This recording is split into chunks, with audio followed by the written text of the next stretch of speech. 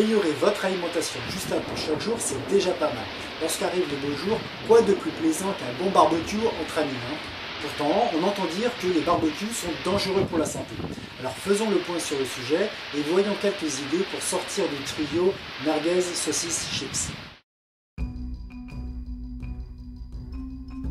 Effectivement, lorsque l'on fait cuire à plus de 300 degrés des protéines, des viandes, des poissons, des saucisses, il se forme des composés chimiques toxiques que l'on appelle des hydrocarbures aromatiques polycycliques, dont le fameux benzopyrène, mais également des dérivés pyrolytiques d'acides aminés, également cancérigènes.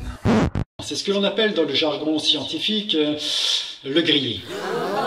Ces réactions chimiques se produisent avec des barbecues à bois, à charbon, mais même à gaz, à partir du moment où l'aliment est soumis à des températures supérieures à 300 degrés et que les graisses cuites coulent et brûlent sur la source de chaleur.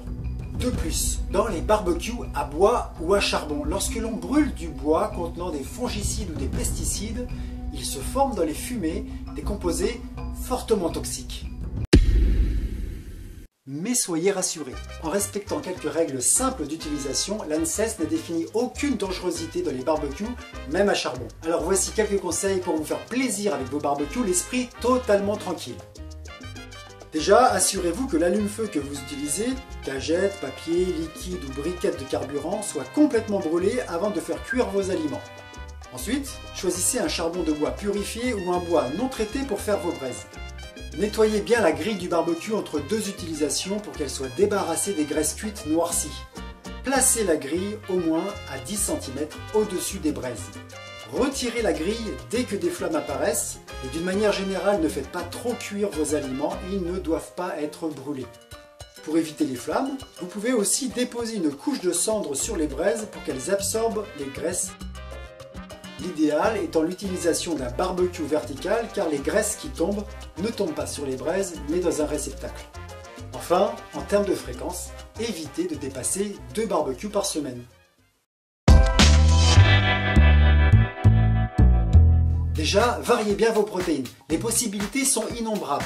Par exemple, les poissons tels que le maquereau, la sardine, les crustacés tels que la langoustine, les crevettes, les gambas, les encornets, mais aussi des coquillages, comme des grosses moules ou bien tout simplement des brochettes de coquilles Saint-Jacques.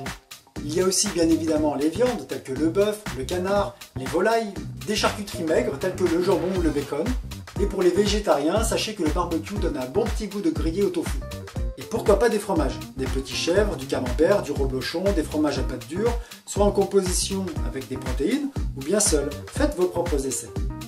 Pour l'accompagnement, réduisez les chips et pensez à faire griller des légumes et des épis de maïs, soit directement sur la grille, soit en brochette ou bien en papillote. Vous pouvez aussi placer directement dans les braises des petites pommes de terre entourées de papier d'aluminium, là aussi c'est un délice tout simple. Enfin, savez-vous aussi que vous pouvez faire rôtir des fruits au barbecue?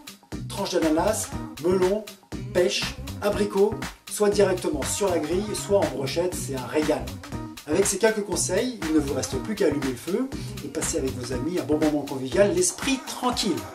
Voilà, maintenant vous savez quoi faire pour un peu mieux manger. Et si vous souhaitez mes conseils sur un sujet particulier, n'hésitez pas à le noter dans les commentaires ci-dessous. Et prenez soin de votre alimentation.